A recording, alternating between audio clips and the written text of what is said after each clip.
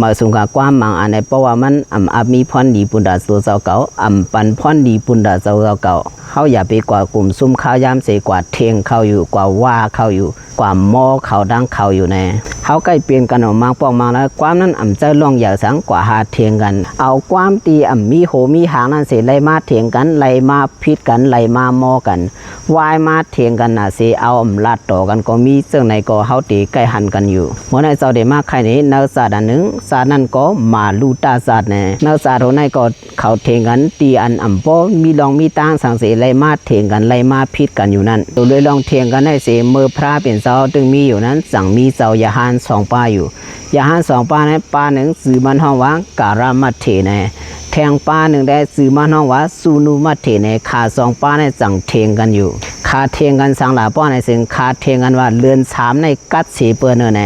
อันเป็นสูนุมัตเถเนก็สั่งว่าเรือนสีในกัดสีเปื้อนในเสกาเทียงกันกว่าเทียงกันมาเทียงกันย่อมกาคำพิษกันมาปาแทงกำนั้นเมื่อขาเทียงกันพิษกันอยู่นั้นอันเปลี่ยนยาหาในเกี่ยวนั้นก็สั่งห้องขา2 ป้าในกว่าสู่พระเป็นเจ้าอยู่กำนั้นพระเป็นเจ้าสั่งทำว่าคือเทียงกันย้อนสังหลาในอันขาก็ตอบว่า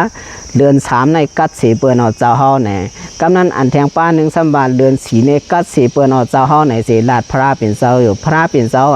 ลองขอความอันในมือจัดกวนป้นมาก็เก่ายามตอบเขยย่อมจะหาในตั้งขา2 ป้านั้นอยู่กำนั้นอันเป็นยาหานดังเสียงก็ให้พระเป็นเจ้าซับเลี้ยงศาสตร์อันขายามเปลี่ยนมานั่นอยู่เห็นอันเสพระเป็นเจ้าก็สั่งเอาลองตั้งมาลูตาศาสตร์ในเสมาใครนี่อยู่ปือปองในนั้นตีในเมืองปาราณสีนั้นก้อยนังเก่าหนอลองสาวเฮาเปลี่ยนสังหลาป้อในซึ่งหนอลองสาวเฮาเปลี่ยนยาเสอันอยู่ในธรรมนั้น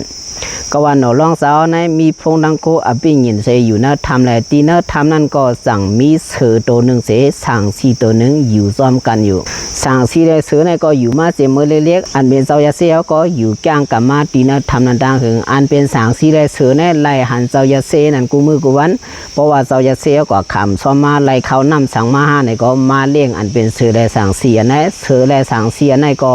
ครบเจ้ายาเสเฮาเห็นอันเสมีแต่ว่าหนึ่งอันเป็นเสือและสั่งสีในก็ข่าวว่าคาเดียวหากินสัตว์ดังนอกแน่เมื่อข้าวยามนั้นเปลี่ยนข้าวยามสั่งหลาป้อนในซึ่งเปลี่ยนข้าวยามเดือน3อยู่ถึงข้าวยามนั้นเนี่ยมันกั้นอันเป็นสั่งสีนั้นสั่งว่าข้าวยามเดือน3ในมันกั้นห้ามไปกว่าป้อเดือน4 5 2กว่าอันเป็นสั่งสีนั้นสั่งว่านั้นดังเสือนั่นอยู่เผื่อว่าสั่งสีว่านั้นเสือนั่นก็สั่งว่า5 เด็กกว่า5 กินอย่างเดือน4ในกัดเดือน35 กว่าเดือน3ในละอันเป็นเสือในก็สั่งว่านั้นอยู่เผื่อข้าว่านั้นย่อมก้าวว่ากันกว่าว่ากันมาขาสั่งคบกันแล้วทำนั่นอยู่คบกันเสียงขาปั้นกว่าเสียงกำนั้นเจ้ายาเสนั้นได้ยินเสียงขาเสเจ้ายาเสนั้นก็สั่งไปกว่าสู้อันที่สั่งสีขาเสือขาอยู่ที่นั่นทำนั่นก็ว่าเจ้ายาเสในไหลปูนังโคอภิญินได้หูความชัดอยู่มันจังทำมาเทงกันย้อนสั่งคบกันย้อนสั่งละมันจังว่าทำอยู่กำนั้นขาจังตอนว่าเดือน3ในกัดเดือน4ในกัดเทียงกันเสียคบกันในจังเจ้ายาเสนั้นอยู่กำนั้นเจ้ายาเสนั้นก็จังลาดอันเป็นเสือและสั่งสีนั้นว่าอันที่เดือน3กัดเดือน4กัดอันว่าในมันอยู่ที่เดือน3เดือน4มันอยู่ที่ว่าเดือน3นั้นต้องร่วมทองแหง5พอร่วมทองแหงก็เดือน3นั้นตีกัดสังว่าเดือน3นั้นร่วมทองแหงซ้ำกว่าทองแหงในเดือน4ป้อในซึ่งไล่ว่าเดือน4นั้นตีกัดเสเดือน3มันอยู่ที่ว่าร่วมเดือนเราตีทองแหงและร่วมเดือนแล้วทองแหงนั่นก้อยกัดแต่กัดเหมือนกันอยู่ก้อยกามมือลมทองมาแหงนั้นเดือนนั้นตีกัดเสเดือนต่างอันในตั้งอันเป็นเสือและสางสีนั่นอยู่เผื่อว่าเจ้ายาเสวานั้นนั่งขายขาก็คบกันเยาเทียงกันเยาวันนั้นเจ้ายาเสนั้นก็ขึ้นมาตีอยู่มันเจ้าเสมานั่งตะลาอยู่ออกขาเนื้อมาดูตาซาในมันปานเอาตอนสอนสังหลาป้อยให้ซึ่งบางซื้อบางลองติ่มไล่โหไล่หางสังนั้นเฮาอย่าไปกวาดเทียงเสคุ้มข้าวยามอยู่เฮาอย่าไปกวาดเทียงเสไล่พิษกันไล่มังโหกันไล่ป้อกันไล่แหมกันอันที่เทียงกันก็มีพรดีสังย้อนคอความมีพรดีสังนั้นเสอย่าไปมาเทียงกันอันที่เฮาหันถึงอยู่นั้นเตเป็นอันหมันแดนปุ่นตาเฮาก็สร้างเป็นไร